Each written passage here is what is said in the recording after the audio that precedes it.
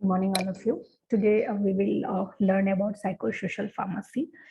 तो firstly psychosocial pharmacy का मतलब क्या होता है कि फिजियोलॉजिकल और सोशली फैक्टर जो हमारे मेंटल को अफेक्ट करे, दैट इज साइकोसोशल फार्मेसी.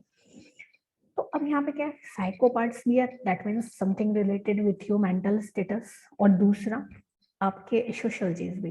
तो साइको सोशल फार्मेसी मतलब क्या होता है कि जब हमारा सोसाइटी और हमारा मेंटल एबिलिटी, वैसे सब फैक्टर्स जो हमारे मेंटल एबिलिटी को या कोई साइकोलॉजिकल फैक्टर जो हमारे मेंटल एबिलिटी को या मेंटल हेल्थ को अफेक्ट कर रहे हैं. मेंटल हेल्थ क्या है ये हम अर्लियर पढ़ चुके हैं. तो वही चीज है हमारा साइको सोशल फार्मेसी.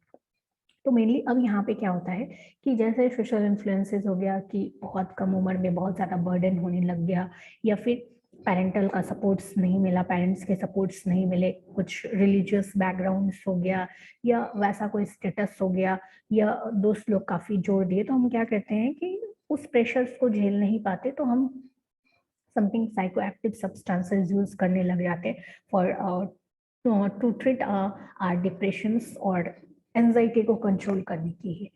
उस वक्त जो हमने यूज किया वो हमारे एडिक्टिव हो जाते हैं, हम उसके एडिक्टिव हो जाते हैं, डिपेंडेंसी बढ़ जाती है. तो ये जो ड्रग्स एंड यूजेस एंड मिसयूजेस हैं वही हमारे साइकोसोशल फार्मेसी के पार्ट्स हैं. नाउ तो सबसे पहले इनको समझना पड़ेगा व्हाट इज साइकोट्रोपिक सब्सटेंस और प्रोडक्ट्स. तो वैसे सारे ड्रग्स जो हमारे मूड्स, हमारे व्यवहार, हमारे थॉट्स को अल्टर कर रहा हो, तो दैट इज साइकोट्रोपिक सब्सटेंस. जो हमारे साइकोलॉजिकल के साथ खेल रहा हो, हमारे दिमागी चीजों के साथ खेल रहा हो, हमारे न्यूरोट्रांसमीटर्स के साथ खेल रहा हो, दैट इज साइकोट्रोपिक सब्सटेंस. अब ये जो सब्सटेंस है ये काइंड ऑफ ड्रग्स है जिसको हम यूज करते हैं फॉर थेराप्यूटिक यूज. बट कोई भी ड्रग्स थेराप्यूटिक तभी तक रहता है जब तक वो सही डोजेज में हो. जैसे ही डोज आप बढ़ा देंगे तो वो मिसयूज हो जाएगा, अब्यूज हो जाएगा. तो अब ये जो साइकोट्रोपिक सब्सटेंस है ये मेनली हमारे मेंटल एबिलिटी के साथ खेलता है for good, in good sense. But अगर आपकी डिपेंडेंसी बढ़ गई तो बिना यूज का आप यूज कर रहे हैं इसको, तो डेट इज मिस यूज, आप उसको मिस यूज कर रहे हैं. तो ये जितने भी पार्ट्स हैं that is considered under psychosocial pharmacy. अब क्या है, ये जो साइकोट्रोपिक सब्सटेंस है, जैसे ये क्या करते हैं, मेनली हमारे न्यूरोट्रांसमीटर को मेंटेन करते हैं. कब एक्साइटमेंट देना है, कब इनहिबिट करना है. जितने भी न्यूरोट्रांसमीटर है, इधर इट में भी डोपामीन और गाबा, नॉरएपिनेफ्रिन, सेरोटोनिन, ये सारे को जैसा ट्रीटमेंट करना है वो वैसा ट्रीट करता है. अब यहाँ पे जो लीगली साइकोट्रोपिक मेडिकेशंस है वो 5 कैटेगरी का है. फर्स्ट एंटी साइकोटिक्स जो मैनिया सबको ट्रीट करने के लिए रहता है. दूसरा एंटी डिप्रेशन जो डिप्रेशन को ट्रीट करने के लिए रहता है. एंटी एंजाइटी जो हमारे एंजाइटी, हमारे एंगर लेवल को काम डाउन करता है. उसके बाद मूड स्टेबलाइजर, मूड को स्टैब्लिश करने के लिए. और स्टिमुलेंट हमारे कोई भी चीज को उत्तेजित करने के लिए. ये 5 क्लासेस हैं साइकोट्रोपिक मेडिकेशंस के जो अंदर प्रिस्क्रिप्शन लिखे जाते हैं. बट जैसा कि इस प्रिस्क्रिप्शंस को आपने कुछ अलग तरह के तरीके से यूज करना स्टार्ट किया या इस पर डिपेंडेंट हो गए तो वो हमारे साइकोसोशल फार्मेसी के अंतर्गत आने लग जाएगा. फिर वहां पे दवाई का यूज नहीं, मिसयूज और एब्यूज होने लग जाएगा.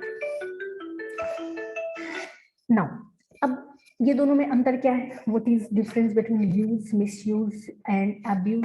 तो यूज जब तक उसके थेराप्यूटिक यूज हो रहे हैं, जब तक उसके काम हो रहे हैं, तो that is uses of drugs. अब थेराप्यूटिक इफेक्ट दे रहा है, कुछ अच्छा इफेक्ट दे रहा है, तो यूज ऑफ ड्रग्स है नॉर्मली. अब मिसयूज और अब्यूज में बहुत लोग कंफ्यूज हो जाते हैं. बट यहाँ पे क्लियर कट मैं बता दूं कि मिसयूज और अब्यूज में अंतर क्या है. मिसयूज जब आप गलत तरीके से यूज कर रहे हैं, दैट इज मिसयूज. अब्यूज जब आप जानते हुए भी उसको मिसयूज कर रहे हैं, दैट इज अब्यूज.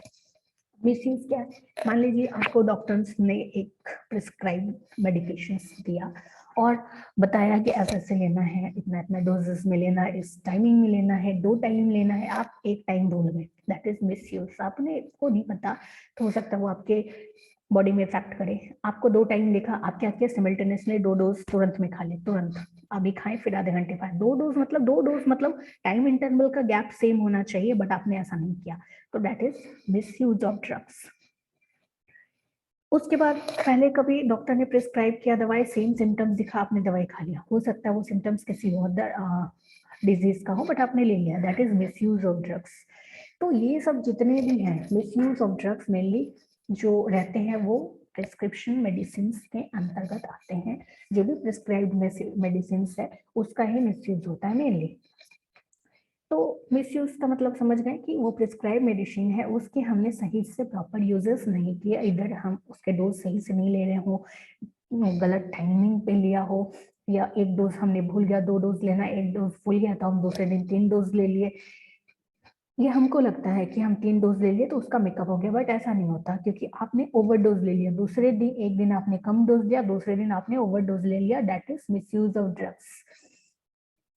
या फिर दवाई आपको पूरा 15 डेज का कोर्स दिया गया तो आपको लगा कि हमारा तो खत्म हो गया, बीमारी नहीं है, तो आपने दवाई को वहीं पे स्टॉप कर दिया, बट वो कोर्स है, आपको कोर्स कंप्लीट करना है, तो अब पहले खत्म कर दिया आपने, that is misuse of drugs. तो ये चीज जितनी भी हैं ये मिसयूज ऑफ ड्रग्स है, आपने अलग से कहीं नहीं लिया, वो प्रिस्क्राइब्ड मेडिसिन है जिसके इस्तेमाल आपने सही से नहीं किया, that is misuse of drugs. Now coming two parts abuse, drug abuse. तो ड्रग अब्यूज क्या होता है, मेनली साइकोट्रोपिक सब्सटेंसेस का इल यूज करते हैं हम लोग, हम जानते हैं कि ये हमारे लिए हानिकारक है, फिर भी हम उसके यूज करते हैं क्योंकि हम उस ड्रग्स के लिए एडिक्टिव हो चुके हैं, डिपेंडेंट हो चुके हैं।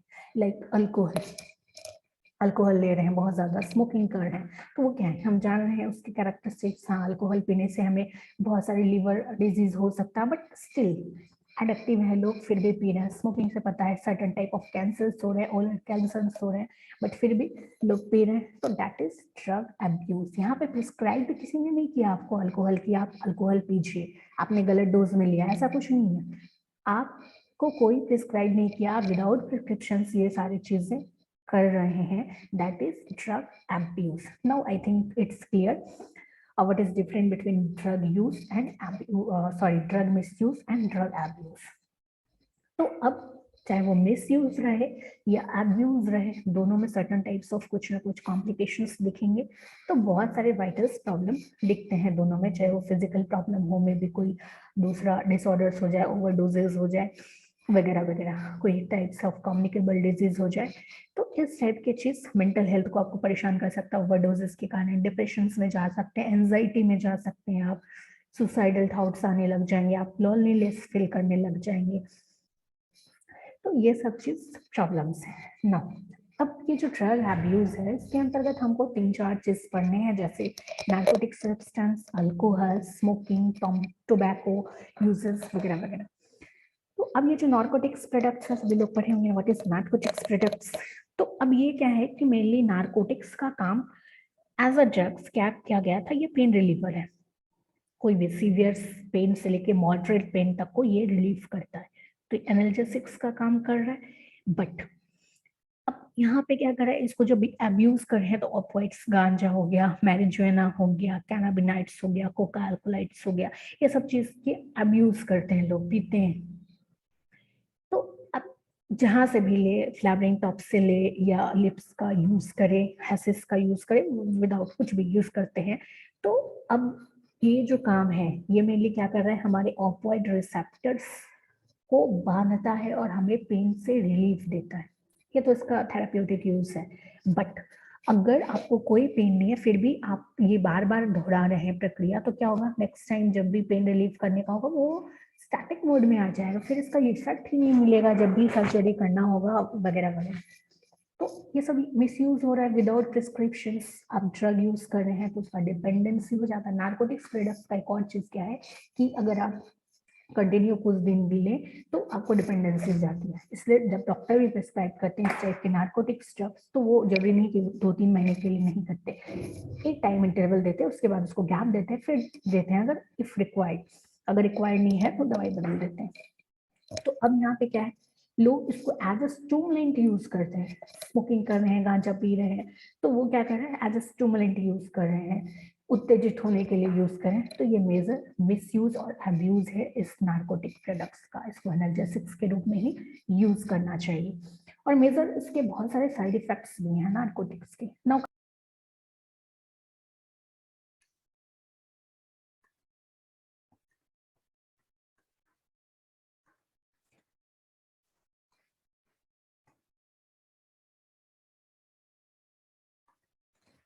Now coming to another parts, that is alcohol.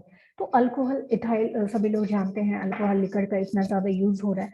तो अल्कोहल का मेनली थेराप्यूटिक यूज क्या है कि एज अ एंटी डिप्रेसेंट काम करते हैं, हमारे डिप्रेशन को रिलीज करते हैं, हमारे स्ट्रेस को रिलीज करते हैं, but in little amount as a medication. इसका अगर यूज है तो अल्कोहल का और भी बहुत ज्यादा यूज है, बहुत ज्यादा कॉस्मेटिक्स में यूज होते हैं। तो इस मिसयूज को रोकने के लिए बहुत सारे अल्कोहल रिलेटेड हमारे सभी को नार्कोटिक्स एंड साइकोट्रोपिक सब्सटेंसेस के लिए भी एक्ट है हमारे लॉ में, आप जुरिस में पढ़ेंगे लेटर ऑन। और या फिर अल्कोहल के लिए भी हमारे पास है कि कितनी मात्रा में अल्कोहल बॉन्डेड में जाना चाहिए या नॉन बॉन्डेड में जाना चाहिए, वो जुरिस में आप पढ़ेंगे, जुरिस आपके सब्जेक्ट है। तो लेजिस्लेशंस में आप ये सारी चीज पढ़ेंगे ना। अल्कोहल में क्या है कि अगर थेराप्यूटिक्स की बात करें तो एज अ मेडिकेशन यूज होते हैं लिमिट मात्रा में, तो ये हमारे स्ट्रेस और हमारे डिप्रेशन को रिलीव करते हैं ना। अब यहाँ पे क्या एडिक्टिव इफेक्ट है, इसके भी साइकोट्रोपिक सब्सटेंसेस हैं। तो जितने भी साइकोट्रोपिक सब्सटेंसेस हैं सभी के डिपेंडेंसी है, एडिक्टिव है। तो अब उसको आदत हो गया, स्टार्टिंग में भी हो सकता है पीयर प्रेशर्स के कारण क्या होगा, दोस्त लोग ने उस पर बहुत ज्यादा प्रेशर बनाया होगा तो उसने कर लिया होगा, अब धीरे धीरे उसको आदत हो गई। तो अब यहाँ पे क्या है, हाई डोजेस, धीरे धीरे डोज बढ़ाना शुरू किया, हाई डोजेस होने लगे। अब यहाँ पे मिसयूज भी होने लगा, ड्रग का एब्यूज भी होने लगा। तो अब यहाँ पे क्या है, उसका काफी सीवियर इफेक्ट देखने को मिला। मेडिकेशंस में क्या है, स्मॉल अमाउंट्स में डोजेस होना चाहिए। अब यहाँ पे बहुत सारा हाई डोज होने लगा तो वो क्या किया, हमारे लिवर में स्कार करने लगा, सिरोसिस होने लग गया। अगर ये सिरोसिस ठीक नहीं हो रहा है, इन्फ्लेमेशन ठीक नहीं हो रहा है, तो may be it leads to liver cancer and certain type of other cancer।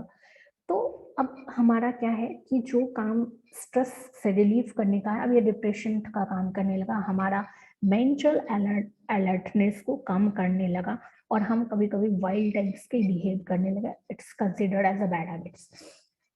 तो ये सब क्या है, हमारे मिसयूज है। Now tobacco. तो अब ये टोबैको जो है, इसमें काफी निकोटीन है, अल्कोलाइड्स आपने पढ़ा होगा।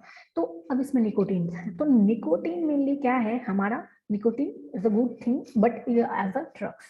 तो निकोटीन एज अ स्टिमुलेंट काम कर रहा है, हमको तुरंत पे स्टिमुलेंट दे रहा है। तो आप चाय पीते हैं उसमें थोड़ा निकोटीन होता है, चाय पीते हैं क्या हो, थोड़ा सा आपको स्टिमुलेंट हो गया, ताजगी महसूस होने लगे। तो टोबैको में भी सेम है निकोटीन, बट ड्रग्स अब ये आप एडिक्टिव है, काफी डोजेस ले रहे हैं, बार बार ले रहे हैं, तो ये क्या करता है मेनली हमारे एड्रेनलिन और नॉन एड्रेनलिन को ब्लड सर्कुलेशन में लाता है, और ये दोनों हमारे क्या करता है, हमारे ब्लड प्रेशर को रेज करेगा, हार्ट रेट को रेज करता है, मेनली एज अ स्टिमुलेंट काम करता है। बट ये अगर डेली हो रहा है, डेली ब्लड प्रेशर बढ़ रहा है, डेली हार्ट रेट बढ़ रहा है, तो क्या है, हमारे लंग्स में प्रॉब्लम होने लग जाएगा, लंग्स पे हमारा इफेक्ट ज्यादा होने लग जाएगा, उस पर ज्यादा दबाव पड़ने लग जाएगा, तो certain type of lungs problem start हो जाएगा, ब्रोंकाइटिस स्टार्ट हो जाएगा, इम्फेसेमा स्टार्ट हो जाएगा। दूसरा प्रॉब्लम क्या होता है, ये सब तो ठीक है, सर्टेन टाइप ऑफ कैंसर, क्योंकि टोबैको में सिर्फ नोकोटिन ही नहीं रहता, टार भी रहता है, तो जो आपके लंग्स में जाके बैठता है और certain type of lung cancer and different types of cancer create करता है, ओरल कैंसर, मुंह का कैंसर, बहुत सारे कैंसर्स। नाउ अब एक और चीज क्या होता है कि आप अगर इसको डिपेंडेंसी है, अब्यूज कर रहे हैं, तो वन थिंग्स क्या होता है कि जैसे स्मोक किया आपने, तो स्मोकिंग से जो भी मॉलिक्यूल आपका जा रहा है, वहां क्या है, आपके बॉडी में कार्बन मोनोऑक्साइड कंटेंट्स बढ़ा देगा। कार्बन मोनोऑक्साइड क्या करता है आपके बॉडी में, वो जो हीम बॉन्ड ऑक्सीजन है उसके कॉन्सेंट्रेशन को रिड्यूस किया, और हीम बॉन्ड ऑक्सीजन की जगह पे ये कार्बन मोनोऑक्साइड खुद जाके बॉन्ड हो गया। अब जो आपके बॉडी में ऑक्सीजनेटेड ब्लड घूम रहा है उसकी मात्रा कम हो गई, क्योंकि ऑक्सीजन को इसने बाउंड ही नहीं किया, ऑक्सीजन की जगह पे कार्बन मोनोऑक्साइड को बाउंड किया। इस कारण क्या हुआ, आपके बॉडी में हीम ऑक्सीजन की डेफिशिएंसी हो गई। ऑक्सीजन की डेफिशिएंसी हो गई तो फिर क्या होगा, आपको पता है ऑक्सीजन हमारे लाइफ के लिए कितने ज्यादा वाइटल्स है। तो बहुत सारे प्रॉब्लम क्रिएट कर गया, सिर्फ निकोटीन की वजह से नहीं, ये सब भी ऑक्सीजन की डेफिशिएंसी करने लग गया। तो अब ये जो टबैको है, बहुत तरह से लोग लेते हैं, हुक्का टाइप पीते हैं, बीड़ी, सिगरेट्स वगैरह वगैरह, तो ये सब मिसयूज करने से क्या है, बहुत सारे सीवियर कंडीशंस हो रहे हैं। अब एक और है एल्डोसेंस और ड्रग एब्यूज या अल्कोहल एब्यूज। तो यहाँ पे क्या है कि एल्डोसेंस मतलब 12 से 18 साल का जो अवस्था है, दैट इज एल्डोसेंस, उसको हम लोग एल्डोसेंस बोलते हैं। तो तो ये जो उम्र है इसमें लोग बहुत ज्यादा बिगड़ते हैं। अब बाहर का उनको नया नया फैंटेसी है कि हम पी के देखें कैसा हो रहा है, तो एक दिन पिया, 2 दिन पिया, फिर उसको तीसरे दिन से चौथा दिन से डिपेंडेंसी होने लगे, अब्यूज होने लगा। दूसरा पीयर प्रेशर, दोस्त लोग ने प्रेशर किया, अरे एक बार पे कुछ नहीं होगा, कुछ नहीं होगा, वहां से फिर उसको एडिक्शन होने लग गए।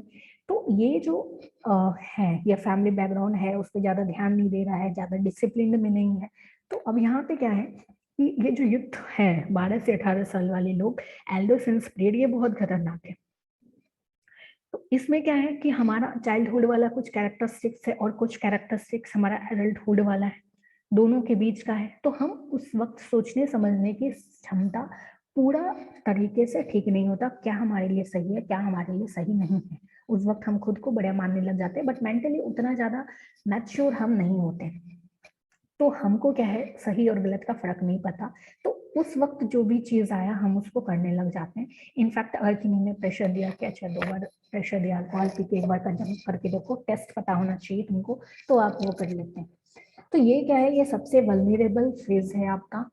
तो यहाँ पे आपका मेंटल और साइकोलॉजिकल डेवलपमेंट होता है। उस वक्त जो प्रेशर पड़ा, तो वहां पे मिसयूज और एब्यूज दोनों होने लग जाता है। अब इन बैड इफेक्ट्स का सोशल पे क्या इफेक्ट्स है, सिर्फ ऐसा नहीं है कि एक ह्यूमंस ने निकोटीन लिया या अल्कोहल लिया तो उस तक ही सीमित रहा, ऐसा नहीं है। पूरा फैमिली, पूरा सोसाइटी उससे डिस्टर्ब होता है। कैसे, बस आप घर आए, आपकी माँ परेशान, आपके पापा परेशान, फैमिली क्वेरल स्टार्ट हुआ, फैमिली टेंशन स्टार्ट हुआ, उसके बाद अगल बगल आपने कुछ ऐसी हरकतें करने लग गई, तो वो नेगेटिव इफेक्ट पड़ेगा जिस सिटीजन्स फैमिलीज पे, फैमिली का नेगेटिव इफेक्ट पड़ेगा सोसाइटीज पे।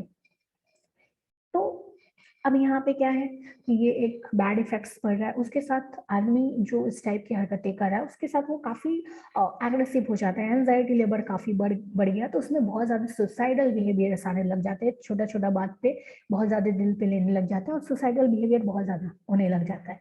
डिप्रेशन में चले गए, बाइपोलर टाइप के डिसऑर्डर्स हो गए लगा, इस टाइप के मैनिक डिसऑर्डर्स उसको बहुत ज्यादा होने लग गए।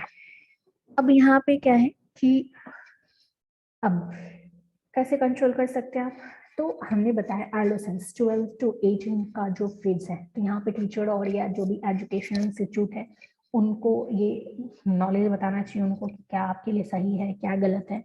दूसरा, पेरेंट्स, तो उस वक्त जो उनको संस्कार दे रहे हैं, जो नर्चुरेंस दे रहे हैं, डिसिप्लिन दे रहे हैं, उस वक्त ये भी ध्यान रखें कि उस पर ज्यादा प्रेशर ना पड़े। तो ये सब चीज रिस्क कम हो जाता है। बहुत ज्यादा प्रेशर दे रहे गार्जियंस, बार बार कंपेरिजन करे, तुम्हारे तो मार्क्स ही नहीं आ रहे, उसके इतने मार्क्स आ रहे, तो बच्चा फिर फ्रस्ट्रेशन में जाता है और उस फ्रस्ट्रेशन को दूर करने के लिए बहुत सारे चीजें करने लग जाते हैं। तो इस टाइप की चीजें से बची जा सकती है अगर पेरेंट।